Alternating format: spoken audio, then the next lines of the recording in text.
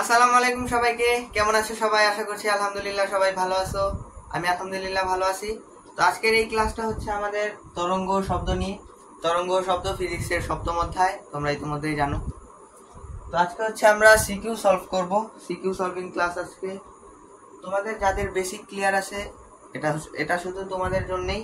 সপ্তম অধ্যায় যারা করেছো তারা এই ক্লাসটা দেখবা, এন্ড যারা করোনি তারা চাইলে দেখতে পারো।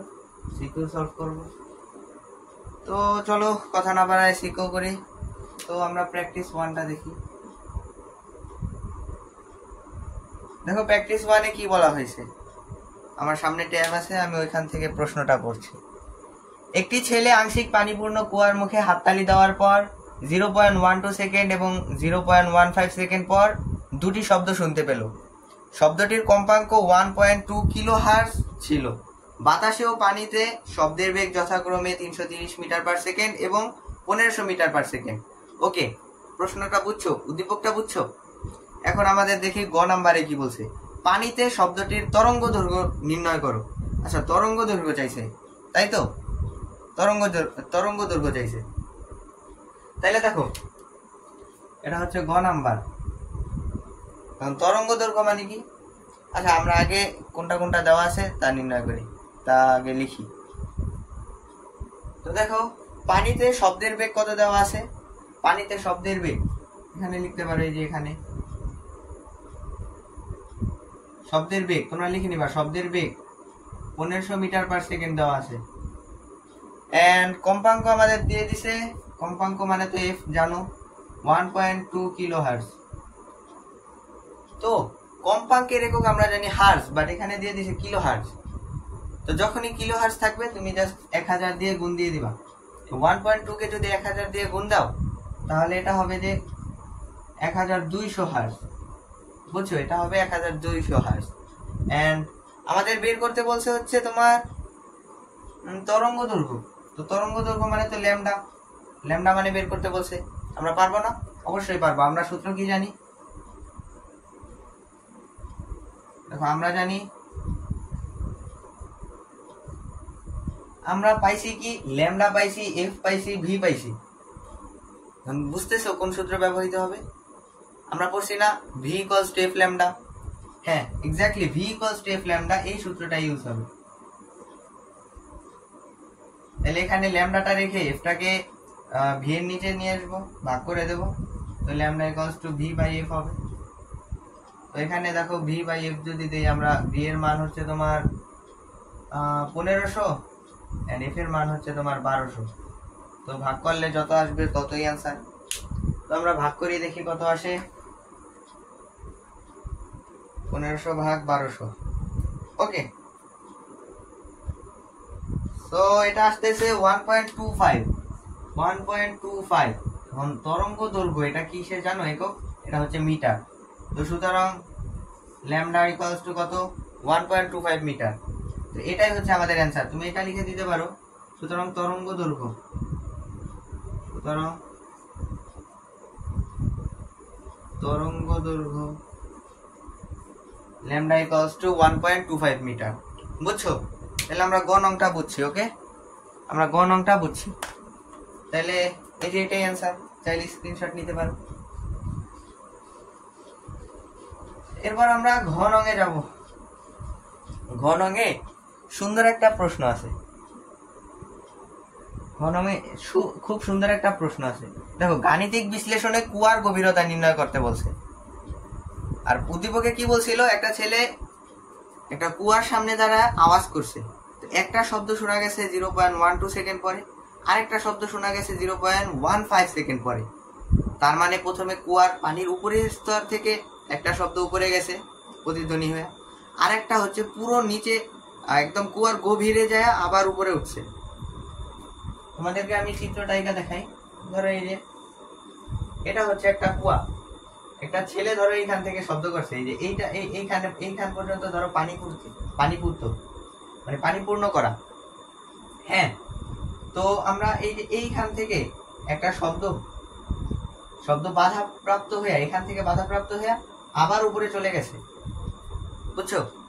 তার মানে এইখানে শব্দের সময়টা কত লাগছে, অবশ্যই এখানে কম সময় লাগবে। এই যে ফুল একটা আসছে আবার চলে গেছে, মানে প্রতিধ্বনি হয়ে ফিরে গেছে, তো এইখানে শব্দটা একটু বেশি লাগবে, সময়টা একটু বেশি লাগবে, আর এইখানে সময়টা একটু কম লাগবে। তো এইখানে সময়টা কত দিছে, এইখানে সময়টা দিছে হচ্ছে তোমার 0.12 সেকেন্ড, 0.12 সেকেন্ড, আর এইখানে সময় লাগে হচ্ছে 0.15 সেকেন্ড। বুঝছো, এখানে সময় লাগে 0.15 সেকেন্ড। এখন দেখো আমরা যদি এই অংশটার দৈর্ঘ্য নির্ণয় করি, দেন এই অংশটার দৈর্ঘ্য নির্ণয় করি, তাহলে এই দুইটা যোগ করে দিতে পারবো। তো এই দুইটার যোগ ফলিত হবে ফুল কুয়ার গভীরতা। দেখো এটা অবশ্যই ডি, তো একবার নামছে আরেকবার গেছে, তাহলে এটা ডি, 2D, তাহলে এটা কি 2D। তো আমরা সূত্র কি জানি, আমরা জানি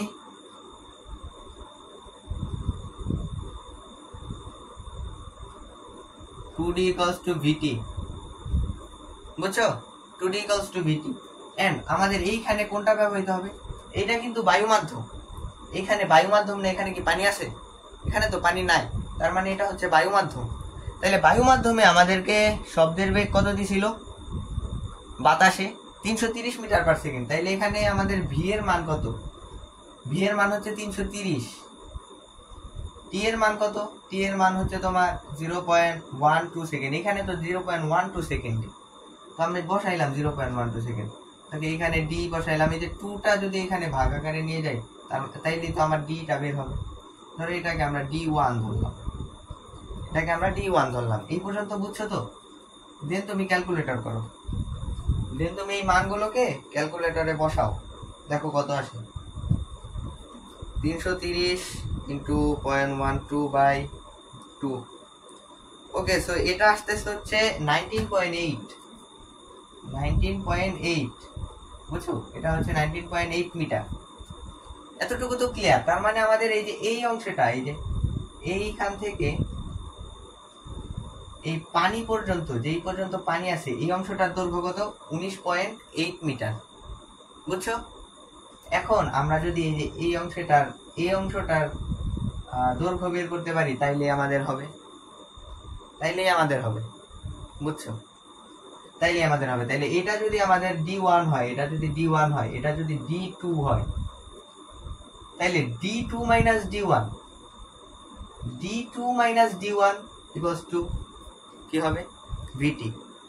দেখো D2 - D1 = VT। বাট এইভাবে করলে তো আমার অঙ্ক ভুল হবে, কারণ এই D2 D1 কোনোটাই তো একবার আসেনি, সব কয়টাই দুইবার কইরা। তাইলে এখানে কি হয়, যে 2D2 2D1 সমান VT। তাইলে এখানে আমরা 2 কে কমন নিতে পারি না, D2 - D1 = VT। বুঝছো, এই সূত্র দিয়ে আমরা করব D2 - D1, 2 × D2 - D1 = VT। তাহলে দেখো আমরা বুঝতে পারছি তো। দেখো এটা আমরা মুছে দেই, হ্যাঁ এটা আমরা মুছে দিই, এটা আমরা বুঝলাম যে 19.8। ওকে, আবার 2D2 - D1 = VT। বাট এখন এই ভি আর এই টি, এটা কোনটা ব্যবহৃত হবে তুমি কি জানো? এই যে এই ভি হবে হচ্ছে এই পানিতে শব্দের বেগ কত ছিল, পানিতে শব্দের বেগ ছিল 1500। আর এই যে টিটা না, এই টিটা কত হবে, তুমি কি বের করছো? দেখো এই পুরোটাই লাগছে 0.15 সেকেন্ড, এন্ড এইটুকুতে লাগছে 0.12 সেকেন্ড। তার মানে শব্দের এইখান থেকে যাইতে কতটুকু লাগবে, এইখান থেকে লাগবে এই যে এইটা মাইনাস এইটা, তাহলে 0.15 - 0.12, এটাই তো সময়। তার মানে এটা কত আসবে দেখো, 0.15 - 0.12, তাহলে এটা আসতেছে হচ্ছে তোমার 0.03 সেকেন্ড। বুঝছো, তোমাকে আবার আমি একটু বুঝায় বলবো, সমস্যা নেই, আবার রিক্যাপ করবো। 0.03 সেকেন্ড। আচ্ছা, এই যে এখানে D2 - D1, এখানে আছে 2, 2টাকে আমরা ওই সাইডে ভাগ দেব, এই সাইডে ভাগ দিলাম, 2টাকে আমরা এই সাইডে ভাগ দিলাম। এখন তুমি ক্যালকুলেটরে বসাও, তুমি এখন ক্যালকুলেটরে বসাও।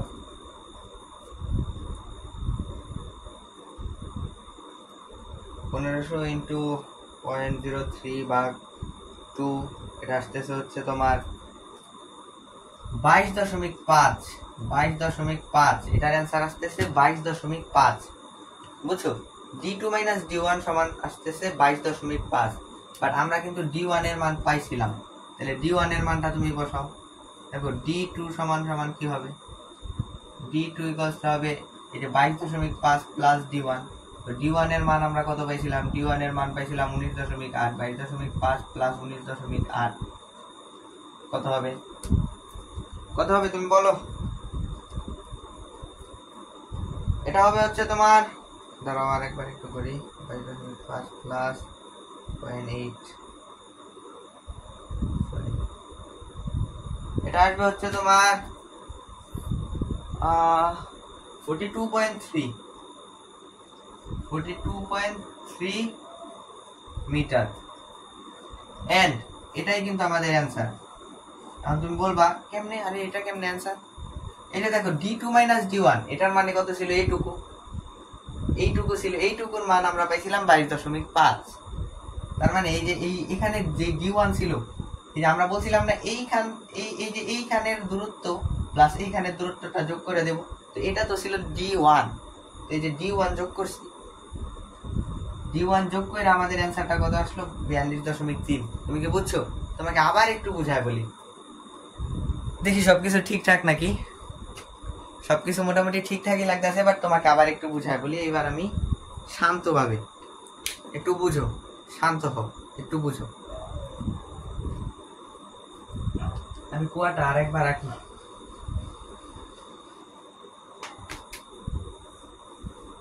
ধরো এটা ছিল একটা কুয়া, এই পর্যন্ত পানি পূর্ণ, একটা ছেলে শব্দ করছে, ওই শব্দটা একবার এই পানির উপর থেকে আসছে, পানির উপর থেকে বাধা পায় আবার ফিরে গেছে, এটাকে আমরা ধরছি d1। বুঝো নাই? এই যে পুরোটা একবার আরেকবার হচ্ছে এইখান থেকে পুরোটা গেছে, এটাকে ধরছি d2। আমরা এইখানে শব্দটা যাইতে, প্রতিধ্বনি হিসেবে যাইতে সময় লাগছিল 0.12 সেকেন্ড, এখানে লাগছিল 0.15 সেকেন্ড, 0.15 সেকেন্ড। বুঝছো? তাইলে এইখানে শব্দ লাগছে কত, দেখো এইখানে এতটুকুতে যদি 0.12 সেকেন্ড লাগে এন্ড ফুলটাতে যদি 0.15 সেকেন্ড লাগে, তাহলে এটুকু লাগছিল হচ্ছে তোমার 0.15 মাইনাস 0.12, তাহলে এটা আসতেছে হচ্ছে তোমার 0.03 সেকেন্ড, 0.03 সেকেন্ড। প্রথমে আমরা এইখানে দূরত্বটা বের করছি কিভাবে, 2d সমান vt, ওইখান থেকে আমরা d1 এর মান বের করছি। বুঝছো? এন্ড এটুকের দূরত্ব কত, এটুকের দূরত্ব হচ্ছে d2 minus d1, d2 minus d1। আমরা কিন্তু d2 মাইনাস d1 এর দূরত্বটা বের করছি কিভাবে, এই যে দেখো এই সূত্র দ্বারা, এই সূত্র দ্বারা 2d2 minus d1 vt, d2 minus d1 equals to, এই যে আমরা খালি মান বসাইছি, এই যে 2টাকে এখানে ভাগ করছি, আমরা তো d1 এর মান তো পাইছি 19.8, তো 19.8 রে জাস্ট আমরা যোগ করছি। বুঝছো? 19.8 রে জাস্ট আমরা যোগ করছি, আমাদের অ্যান্সার আসছে 42.3। এটাই ছিল আমাদের প্র্যাকটিস 1। তোমরা প্র্যাকটিস 1টা ভালোভাবে বুঝছো আশা করি। তো অ্যান্সারে লিখে দিবা হচ্ছে মোট কুয়ার গভীরতা হচ্ছে 42.3 মিটার। বুঝছো না?